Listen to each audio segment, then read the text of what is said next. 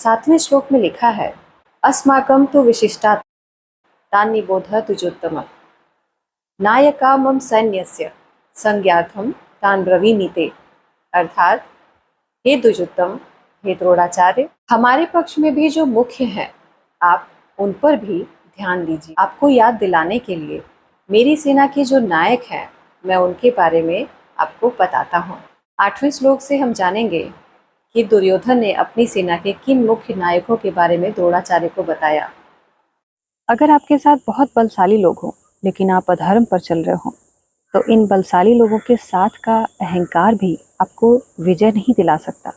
महाभारत के युद्ध में दुर्योधन को भी इसी बात का अहंकार था। दुर्योधन को पता था कि उसके पक्ष में अधर्म है, लेकिन उसे ये भी पता था कि उसके पक्ष में जो शूरवीर योद्धा हैं, उन्हें कोई हरा नहीं सकता है, और तो और वे चिरंजीवी हैं। और इसी बात के अहंकार पर उसने महाभारत का युद्ध लड़ा था। श्रीमद् भगवद गीता का 8वां श्लोक यही बताता है, जिसमें लिखा है कि भवान भीष्मश्च कर्णश्च कृपश्च समितिञ्जयः अश्वत्थामा विकर्णश्च सौमदत्तिस्तथैव च। अर्थात भवान यानी आप, द्रोणाचार्य से दुर्योधन कहते हैं कि आप और भीष्म पितामह तथा कर्ण और संग्राम विजयी कृपाचार्य और आपके पुत्र अश्वत्थामा और मेरा भाई विकर्ण और सोमदत्त का पुत्र भूरिश्रवा, ये सभी मेरे पक्ष में युद्ध कर रहे हैं। उसने जानबूझकर द्रोणाचार्य के सामने चिरंजीवियों का नाम लिया था, क्योंकि उसे विश्वास था कि इन्हीं के बल पर वो महाभारत का युद्ध जीतेगा, क्योंकि ये सभी मर नहीं सकते हैं। भीष्म पितामह को इच्छा मृत्यु प्राप्त थी, द्रोणाचार्य को कोई हरा नहीं सकता था। कर्ण बहुत शूरवीर थे और विकर्ण और सोमदत्त धर्म पर चलने वाले थे, तथा कृपाचार्य और अश्वत्थामा चिरंजीवी थे। तो मिलते हैं अगले श्लोक के साथ।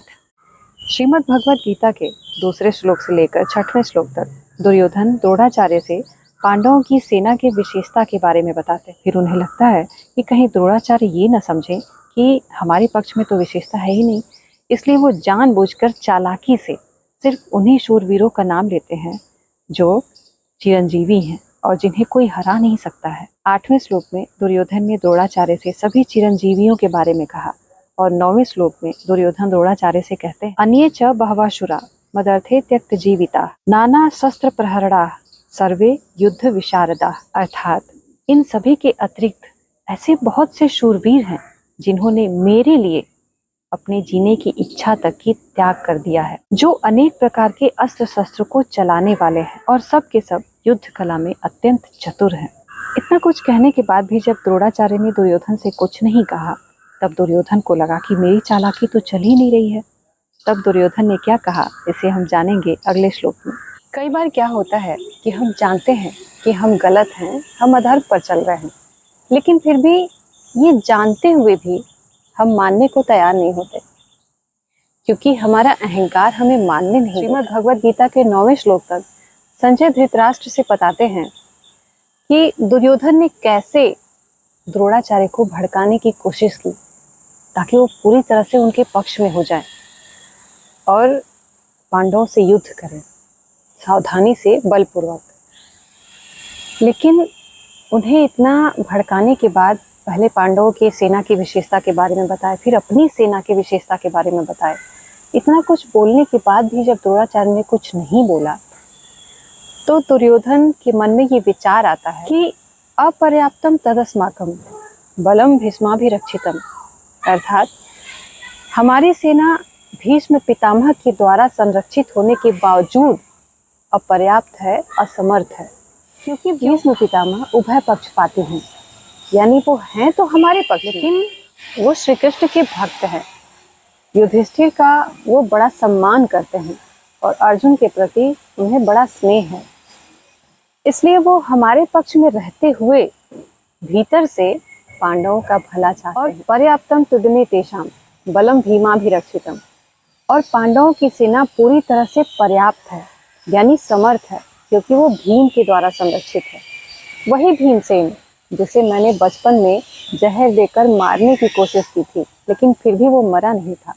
और वही भीमसेन जिसने मेरे सहित मेरे 100 भाइयों की हत्या करने का प्रण ले रखा। यहाँ पर सेनापतियों की बात नहीं हो रही है, क्योंकि भीष्म पितामह तो कौरव पक्ष के सेनापति थे, लेकिन भीम सेनापति नहीं थे। यहाँ पर सिर्फ शक्ति की बात हो रही है। संजय को दिव्य दृष्टि मिली थी, इसलिए वो मन की बातें भी समझ सकते थे, सुन सकते थे। वो दुर्योधन के मन में जो विचार आया उसे भी सुन लिए थे, तभी उन्होंने धृतराष्ट्र से बताया था। और दुर्योधन के मन में ये विचार आया था, इसका मतलब उसे पता था कि जीत पांडवों की ही होगी, कौरवों की हार होगी, लेकिन सिर्फ अहंकारवश उसने पीछे कदम नहीं हटाया।